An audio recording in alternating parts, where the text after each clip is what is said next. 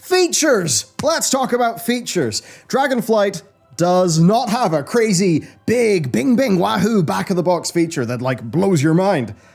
But it does have a lot of great foundational things that we're all going to appreciate on launch. Let's go. The changes to bags in World of Warcraft are simply awesome. Number 1, there is now a unified bag option. It looks a lot more clean. There's even more though. Number 2, you can now track 8 currencies on your bag, up from like, I don't know, 2 or 3? Point 3, auto sorting. I absolutely adore this. You can set each bag to equipment, consumable, trade good, junk, and quest. Now, this feature has technically been in the game for a while, but most people were using bag add-ons anyway, and Blizzard have now added a few more categories to this, so for most players, this feature is as good as new. 4, the new bag slot. This is awesome. Now, it only accepts a new type of reagent bag. I think the best one is the Chrono Cloth reagent bag that tailors make. It's a 34 slotter. But it comes with this. Point 5. Dragonflight reagents stack to 1,000. 1,000! Now, of course, materials have got multiple quality levels, so if they didn't stack high, your bags would be an utter disaster in this expansion. But I've got to say, a 1,000 stack size is a really, really awesome change, so thumbs up to that. And point 6, the new bag widget. This is collapsible and should be movable when the game ships, and it does look a lot more slick. So, this, my friends, is all good shit. And I have got way more of that for you today. With today's sponsor, Squarespace.com/Bellular Gaming. Our game, The Pale Beyond, needed a reveal website, and I had barely any time. Squarespace let me build that site super quickly, even using some custom CSS and code injection. And that's what's cool. Super easy to use, but with loads of headroom to do the fancy business if you want. And they've got awesome features like easy to add memberships, email lists, e-commerce, and loads of other fantastic features.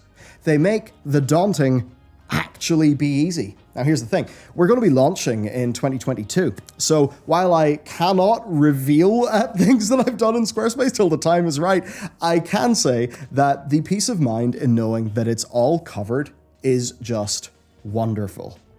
And that's the handiness of building out from their award-winning templates. So Squarespace, they are the fast and the easy way to have a fantastic looking web presence. And having that is important because that's people's first impression of you online. So make it count and head over to squarespace.com/Bellular Gaming. Code Bellular Gaming for 10% off an annual purchase. Thanks, Squarespace, and let's go. We've got new ways to interact with the game, and these are awesome. Point 1, the interact key. I love this, Blizzard. Yes, actually, props to them because they've implemented this damn well too. So the generic interaction key is just that. It lets you interact with stuff on a contextual basis using a hotkey. This is standard in other games like Guild Wars 2. Now that means, NPCs, gathering nodes, all of that stuff. Now, in the settings, you can toggle a sound effect that will play when something is interactable. And as you can see here, this with the setting turned on, you actually get a little overhead icon on the NPC that the interaction key will interact with. It's really, this feature is sick. I think everyone should use it. Massive thumbs up. Point 2. Action combat. Simple. With this turned on, you'll auto-target whatever's in front of you, and it does make WoW play like a bit more of an action-y game. And I'm not going to lie to you, this feels great in a melee character, because it takes a whole step of UI interaction, the targeting of a mob, and it completely removes it, meaning you hit an attack, you do the attack. This makes you feel closer to the game. Now, this may not be precise enough for high-end gameplay, but for general world stuff, I'm super glad that it exists. Point 3 then, hold to cast. Hold the button and you'll continually cast the spell. This could be great for keeping good old RSI at bay. I think this will probably pull faster than you can mash your key per second. And I think this is also probably a nice enough quality of life upgrade for these specs where this could actually make sense. UI stuff. So the UI revamp is great, and I have a few nice little specific features to point out. Number one, while I find the new settings menu a bit harder to parse visually, they do have a new search function. This works excellently, meaning if you know what you want, you just search for it, it will appear, you will not have to rummage around anymore. Thing number two, the new edit mode has been expanded, having both a rescalable grid and snapping to that grid, which is awesome. Thing three, there are massive action bar improvements. Now, the bars have been renamed, they're no longer called, bottom left, right, they're just called 2 through 8, and you heard me correctly, 8. That's actually more action bars than the base UI supported in the past. Now, these bars can be made vertical, horizontal, they have adjustable padding, size, slot count, and visibility, so they can disappear out of combat, which I love, and it all, of course, works wonderfully with the keybinding mode. So, awesome stuff. 4. Buff and debuff frames that, while not perfect, are great because they can be moved to where you'll actually see them instead of being way in the top right in Narnia. They also do have like a little toggle that applies some filters. Basically, much better than the default. Much better. Now that's mostly it for the new functions, but of course near everything here has a new coat of paint. I mean, look at those target frames and player frames, they're lovely. They just look far better and they form just a nice, cohesive, customizable base World of Warcraft UI. Talent revamp features, there's actually a few of them, so let's get into it. Number one, starter talents. These are designed to help newer or just overwhelmed, because it's quite a big change, players with a starter setup. That's really nice. It means it'll be far harder for people to make colossal mistakes. So, good stuff there. Point 2, talent builds. No longer do you just swap specs. You can actually save multiple talent builds, which is brilliant. And works with point 3. Swapping rules have been changed. This will make so many happy. You can swap your builds, or modify your build, anywhere. Well, okay, you can't do it mid-Mythic Plus dungeon, or in the middle of an arena, obviously, but the requirement of being in a rested area is gone. You do not need Tomes of the Still Mind. No, you just change your shit wherever you are. This is so much better than the past restrictions. 4 then is action bars. So, your action bar, bindings anyway, they used to be just sort of saved on a per spec basis, but now they can be done on a per build basis, which is lovely. Point 5, search. You can search talents. That's handy if there's maybe one you're looking for, but you don't know the icons yet. But there is a little hidden thing here that a lot of people have missed, and that is that if you click the search bar, an option will appear called Missing from Action Bar. So, click that, and the game will now highlight all talents that you have opted into, but do not have bound. That's awesome. Point 6, sharing and importing. This is real simple. You can import profiles that other people have given. You can export a profile and share it with one of your friends. It just spits out like an import string. You can give that to your friend, and there, they input it, and, well, it works. Endgame world content will feel different. Point 1, world quests. World quests have been reverted to a more Legion and Battle for Azeroth-like design. This means they've moved away from the longer duration direction that Shadowlands went in and that broadly wasn't really liked by players. So you'll be able to knock them out a bit quicker. Now this is a move that I think, when paired with the speed of the dragon riding, will just make for a pretty damn nicely paced experience. And on that, point 2, world quests have a multiple day long duration, which is far more relaxed. Now, just before I sat down to record this, I looked on beta. I saw that there were 12 world quests up. Almost all of them were either a week-long timer or it was like a 2 and a bit day long timer. So TLDR, if you do a sweep maybe 3 times a week, you'll be golden.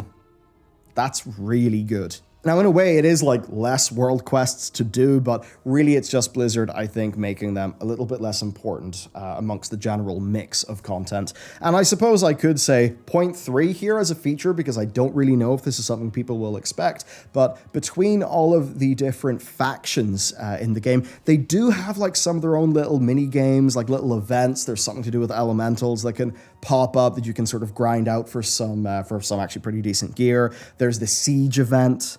There's some like dragon riding events.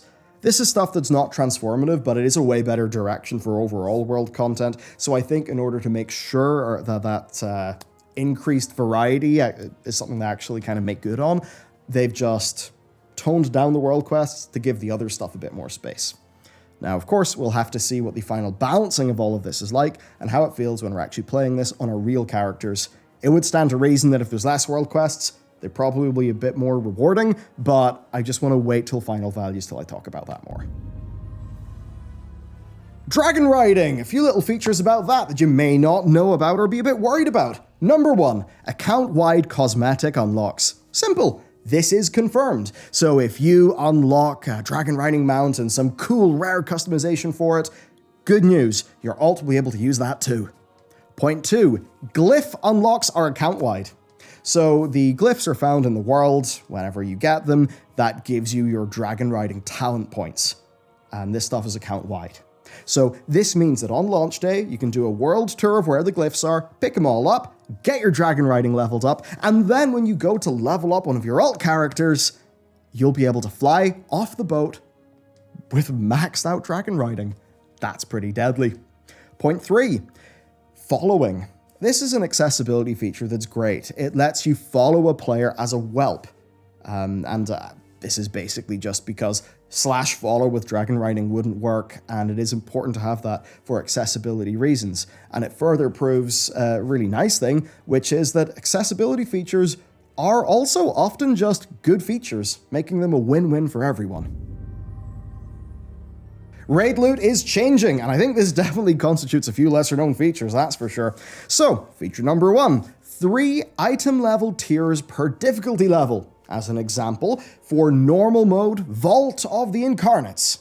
The first 4 bosses drop eye level 389, the next 2 drop 395, and the final 2 drop 398. So as you fight harder bosses within a difficulty level, you'll get better loot. And I think that does actually just make intuitive sense. Feature 2 then, special loot. Blizzard has codified this notion of bosses having a few unique, rare, and powerful items. Examples of this are, say, the Sylvanas daggers from the Shadowlands expansion. Just that here, their better power is denoted by a higher item level. And I'll give you 2 examples. The final boss, on normal mode, usually drops 398 gear. But also on its loot table is an item level 405 bow, which if I was still playing Hunter, I'd be pretty excited about. And similarly, the very first boss actually has a eye level 395 ring with a fire damage effect. So this just means that there's a peppering of more unique, flavorful, powerful items that honestly I think can just kind of keep the experience a bit spiced up. These are perhaps more like bits of raid loot that you might remember for a few tiers because they'll do something a bit different. So I think this is a good move.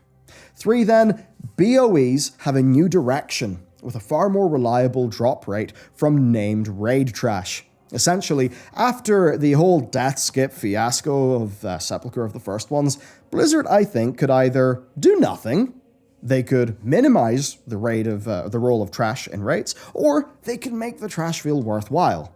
They've evidently gone with the latter option there. Now, they initially did say that they'd be open to even dropping weapons as BOEs, but they actually walked back on that after listening to player feedback.